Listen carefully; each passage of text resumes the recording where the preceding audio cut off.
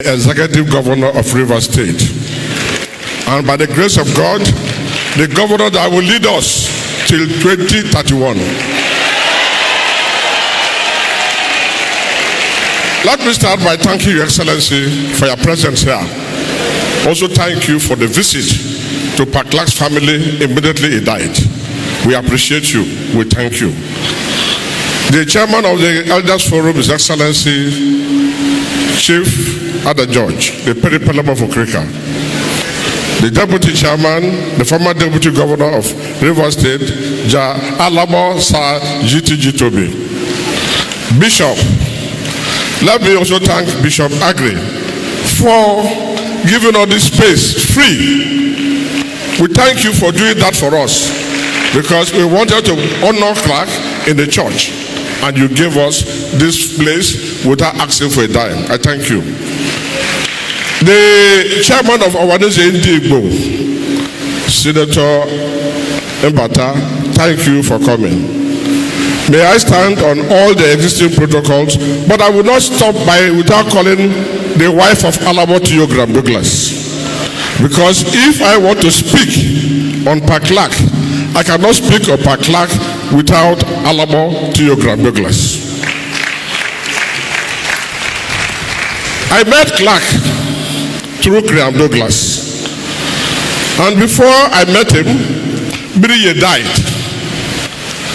Napa Biriye died, and we went to bury him in his village. Then I asked Alamo Graham Douglas, now that Biriye is dead, we will take over from him. Everybody at that time was open that Alamo would take over, but they said no. When the time comes, the leader will emerge.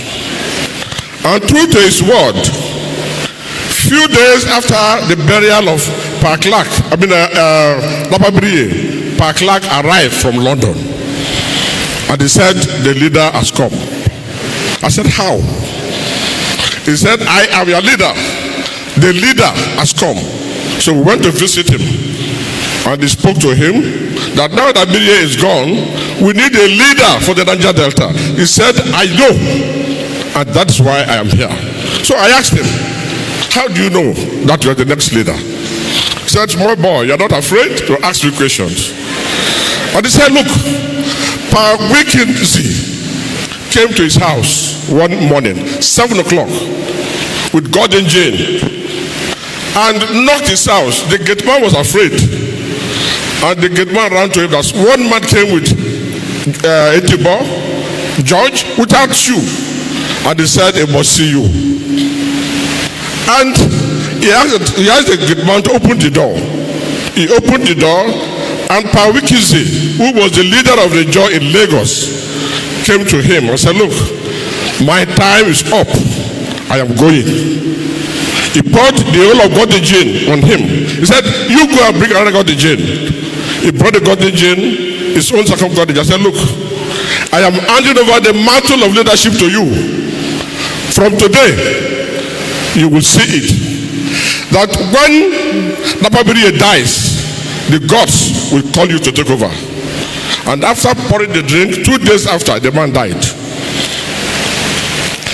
And I watched him, after that story, I watched him closely. I was very close to Paklak. And he said, look, I was born in May 27. And 1927, I was born.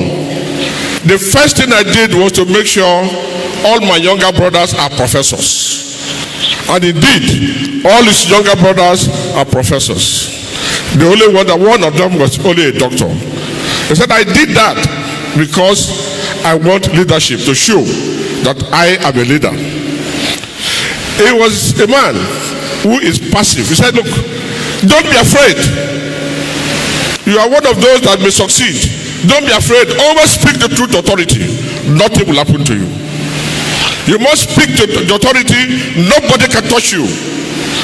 I have done that, and I will continue to do that. And indeed, Paklak never gave up. He always stood out, spoke his mind at the time of need. He was single-handedly pioneered a lot of institutions that are named after him. In the year 2016, the Avengers came up. Niger Delta was on fire.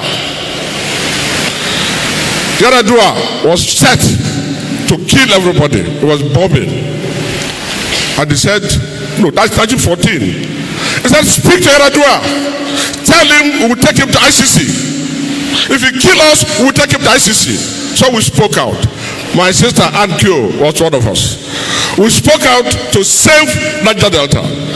The militants at that time were not really fighting for Niger Delta, but he said we must save them because what they are doing will help us.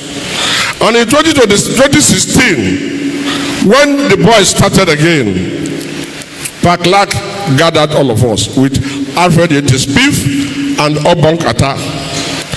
And we came and formed PANDEF. Precisely 19 November, he led us to Aso Rock, about 100 of us. And we made the 16-point agenda, asking federal government to treat Niger Delta as part of Nigeria, that we must give us our due right. It was also among those who went for Korea Conference in 1914 to fight for 50% derivation. At the end of the day, we had 30% derivation. And he never rested there till he died. One thing that happened that many people did not know, in the last local government election in Rivers State, 2 days of the election, he called myself, the INEC chairman, Professor Kaba, and the secretary, that we should come over to Abuja immediately. And we went. He said, look, the NSA is calling him now. And I've told the NSA, I am ready to die. If you don't pull out the police from this election, I will do something in Niger Delta and you will come to arrest me. No, I'm willing to die. He asked us to meet with the team of NSA. And we met, and on Friday, the IG had to order the police out. When the crisis of River State came up, he never relented. Some of us were angry. But he said, you cannot look at the governor. You are fighting for your state and the Niger Delta. 31st December, I was in the church. By 5 minutes to 12, he called me out and said, what are you doing? I know you will speak. You must continue to speak. Don't draw back. The boy is a job boy. We must fight for him. Don't bother about him. Don't care about him. Fight for River State. Fight for Niger Delta. And that was what the elders stood for. And the engine room, who was encouraging us, was Paklak. He wanted us to go to court. A team of us went to court in Abuja. He said, Saraki, you cannot rest. You must go to court in Port Harcourt. We won't accept this.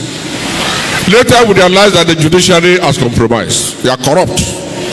And he was so angry and accused the judiciary that you are corrupt. Accused everybody. Then they ambushed him. Few days after his death, the unthinkable happens. But before he died, he was inviting me to come. I said, when this man is sick and is calling me, I won't go. He called me, I said, Baba will come. And when he died, he sent the message, Saraki, tell Saraki not to relent. He should fight this fight to the end. And I thank the Elders Forum. We are fighting this battle, not minding the governor, because it's not the governor's business. It's indeed our business. It's indeed the business of River State. No one man can take over River State. We must fight and support who we elected. And we are saying whatever our governor is negotiating, we don't compromise for second term. River State must fight for that. River State will stand for you. Works are still going on all over the state. Go to every local government. Works are going on. Things are happening. Yet the governor is not on seat. He makes sure whether he's there or not, things happen. That is the kind of governor River State. And so, Mr. Governor, we thank you for coming. And I thank everybody here because Paklak is an icon. He stood for Niger Delta. He stood for Nigeria. There are 12 of them in Nigeria. When Nigeria was on the crossroad, he called me. He said, my son, Nigeria is on the crossroad. 12 of us will meet and will resolve it. And indeed, after that meeting, peace returned to Nigeria. We have lost a gem, an icon. We will never forget him. We will continue to remember him and follow up his instruction. There are so many things he asks us to do, and we shall do it to his glory. May his soul rest in peace in Jesus' name.